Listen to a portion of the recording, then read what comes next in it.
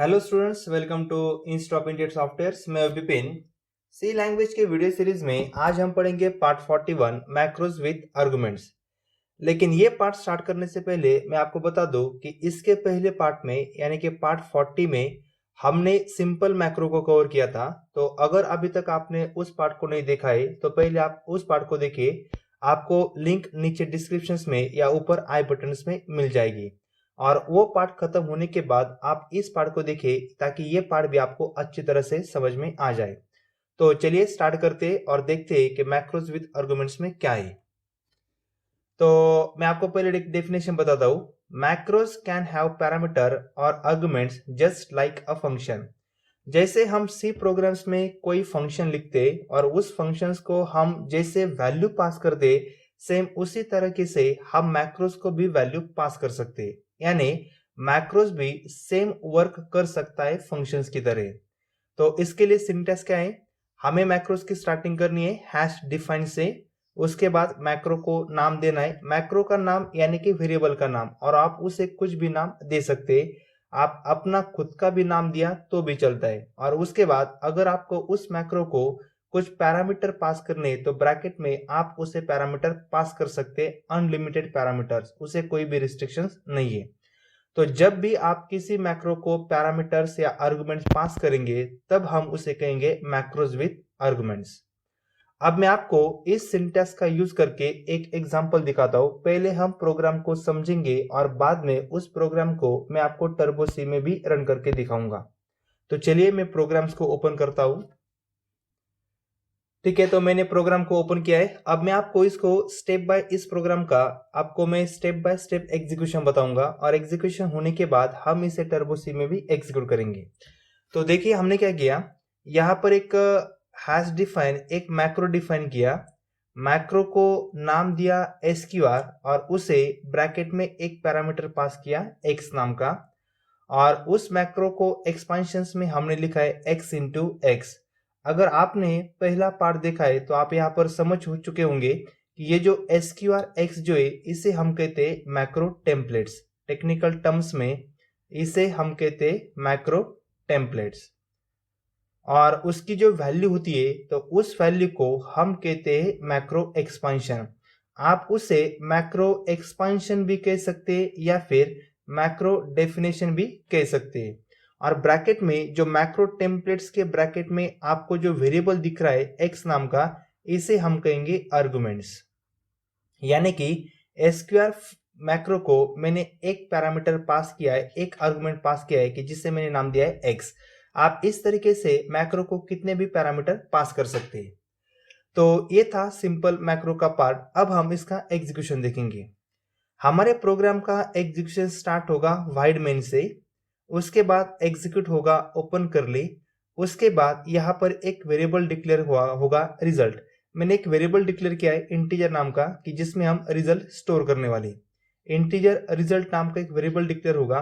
Variable declare होने के बाद क्लियर स्क्रीन फंक्शन एग्जीक्यूट होगा और हमारे आउटपुट की स्क्रीन क्लियर हो जाएगी।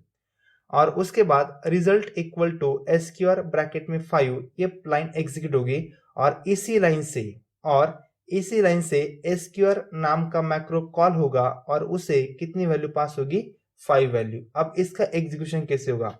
मैं पहले पेन का कलर चेंज कर लेता हूं ताकि आप अच्छी तरह से समझ जाएंगे। तो यहां से कंपाइलर क्या करेगा, SQR मैक्रो को कॉल करेगा और उसे पास करेगा 5 वैल्यू, यानी कि 5 वैल्यू कहां पे स्टोर हो जाएगी? X में स्टोर हो जाएगी। एक बार SQR मैक्रो कॉल होने के बाद कंपाइलर उस मैक्रो एक्सपेंशंस को भी एग्जीक्यूट करेगा।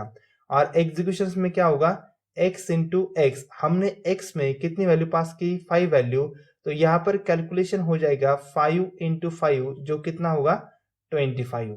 यानी कि हमें SQR मैक्रो एग्जीक्यूट होने के बाद यहाँ पर हमें आंसर्स में रिटर्न हो जाएगा 25 की जो वैल्यू स्टोर होगी रिजल्ट नाम के वेरिएबल्स में।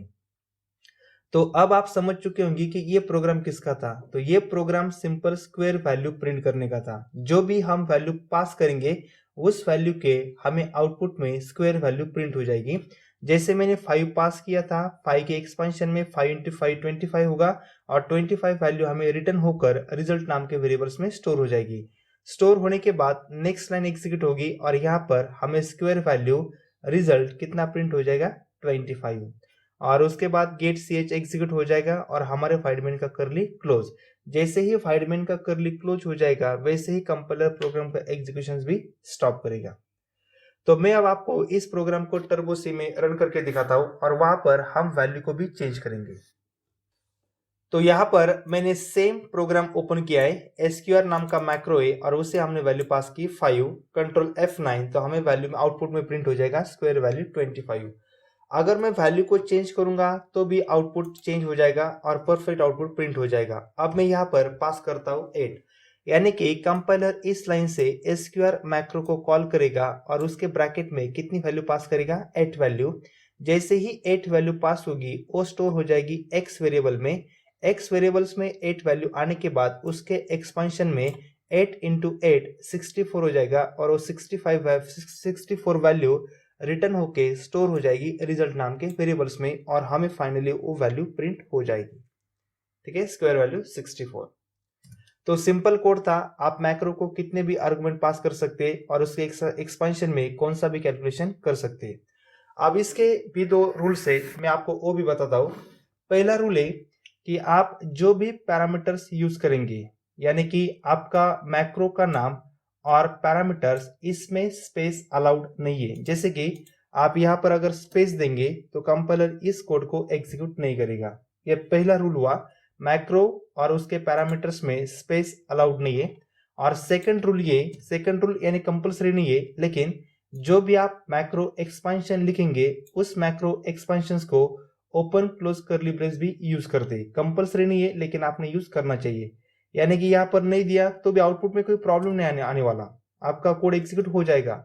लेकिन सी लैंग्वेज का इंटेंशन है कि जो भी मैक्रो एक्सपेंशन होगा उसे ओपन क्लोज ब्रैकेट में ही लिखते हैं।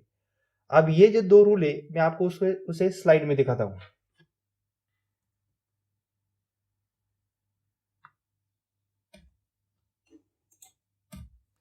तो मैंने आपको पहला रूल क्या बताया था, be careful not to leave a blank between the macro templates and macro parameters. Macro templates और मैक्रो पैरामीटर्स में स्पेस अलाउड नहीं है, no blank space. And second rule क्या है, the entire macro expansion should be enclose within parenthesis. Macro expansions को कहां पे लिखना, हमें पैरेंथेसिस के अंदर, कंपल्सरी नहीं है लेकिन लिखते हैं। ठीक है, तो इस पार्ट में हमने मैक्रोज विद आर्गुमेंट्स को स्टडी किया। अगले पार्ट्स में यानी कि पार्ट 42 में हम नेस्टेड मैक्रो को पढ़ेंगे। तो ये पार्ट खत्म होने के बाद आप उस पार्ट को भी देखिए, यानी कि आपकी मैक्रो की कंसेप्ट टोटली कंप्लीट हो जाएगी। ठीक है, तो इस पार्ट में इतना ही था। अगर ये पार्ट आपको पसंद आया हो तो इस पार्ट को लाइक और मेरे चैनल को सब्सक्राइब भी कीजिए और ये पार्ट अपने दोस्तों को भी शेयर कीजिए ताकि उनको भी इसका बेनिफिट मिल सके। Thank you.